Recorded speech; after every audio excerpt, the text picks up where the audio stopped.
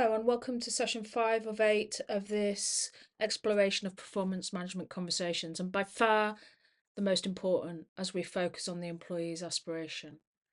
My name is Rachel Smith, and I'm the head of learning at Entelechy, and I'm really excited to explore this concept with you, to explore this idea of it, talking with your employee during performance conversations about their hopes for their career, their where they see their sense of purpose, where how they see their ultimate contentment lying within their life.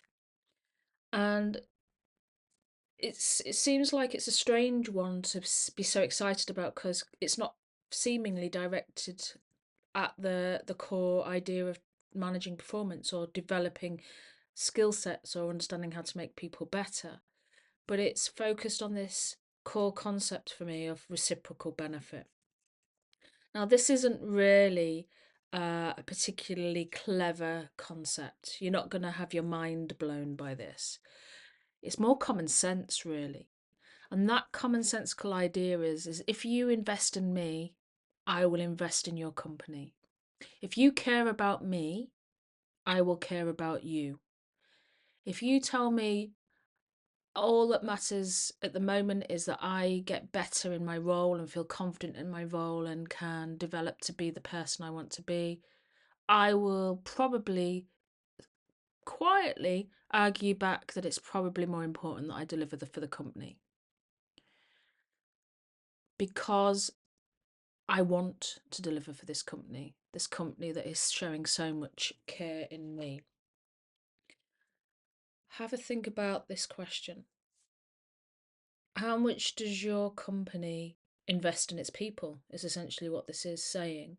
How much does your company believe that if you develop the human being, if you develop that person, that individual who's come to work at your organisation, they in turn will feel a sense of loyalty and desire to work for you?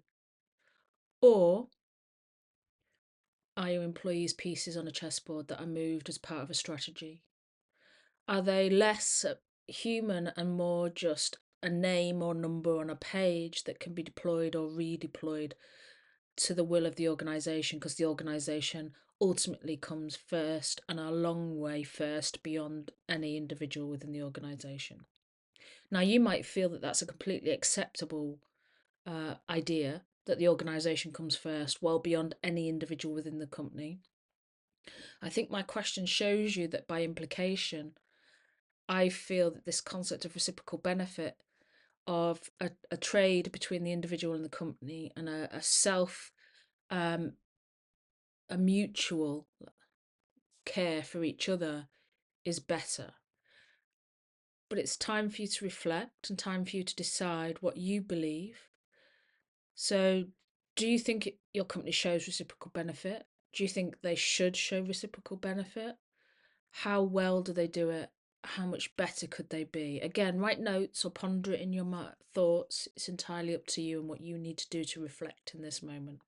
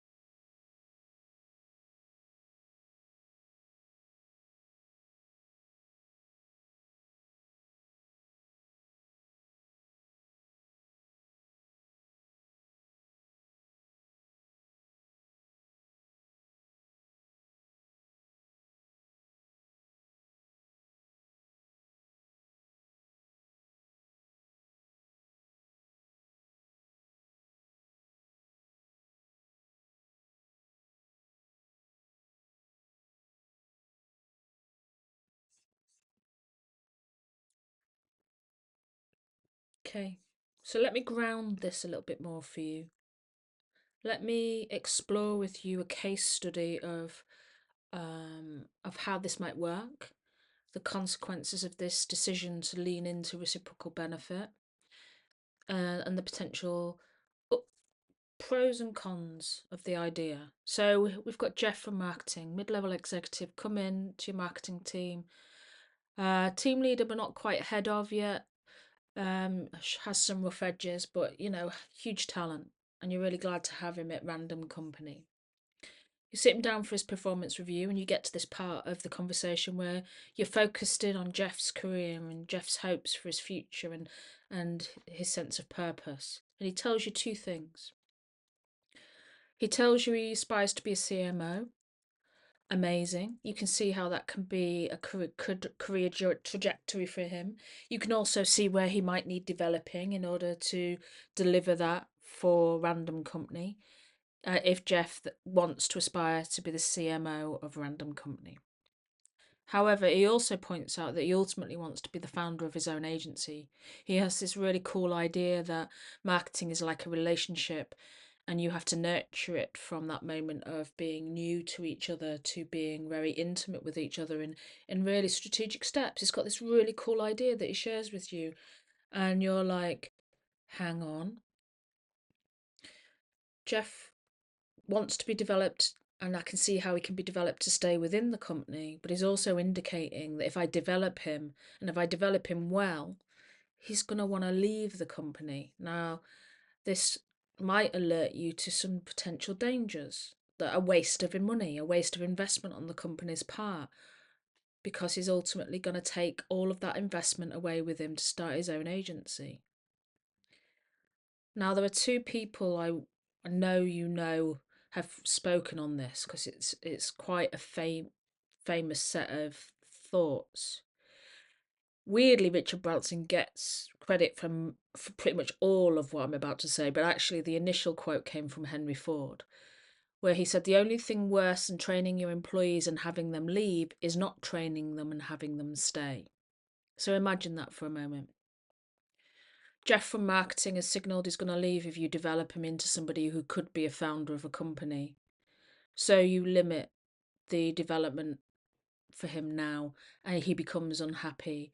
He becomes ill equipped to continue his journey with your company, even though he's still pushing into leadership. You haven't helped him be that leader, and he stays. Now he's just a disillusioned, disenfranchised, underskilled employee that's staying at your company. It's not good for anyone.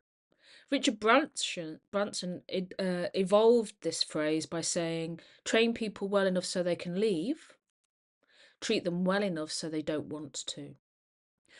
So Jeff wants to be CMO, and if you treat him well, and if you train him well, and if you show him that you care and you encourage him to be invested in Random House, he may well decide to stay because you've treated him so well. So let's think about this and your employees. Let's do a moment of reflection. How well do you know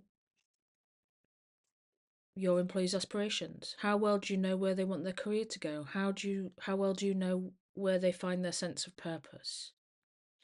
And what level of responsibility do you feel for getting them to where they wish to be? If you're their line manager, do you think it's your job to bring them along, to give them the skills and the experiences and the opportunities to get where they want to be? If you're HR, or L&D, do you put courses or development or training in place in order to help them get there, even if it's only tangentially beneficial to the company? Have a think. 30-second countdown. How well you know your people and their aspirations, and how responsible do you think you should be for getting them there?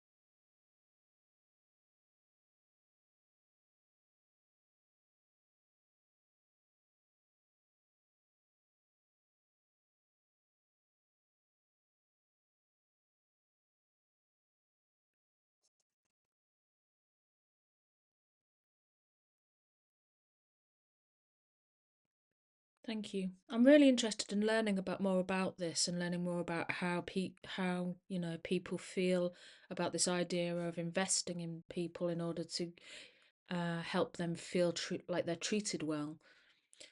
And I want to give some data that I've research explored. So you've invested in your people so they become highly engaged. Now you've invested in them, they feel invested in you, so now they're engaged employees.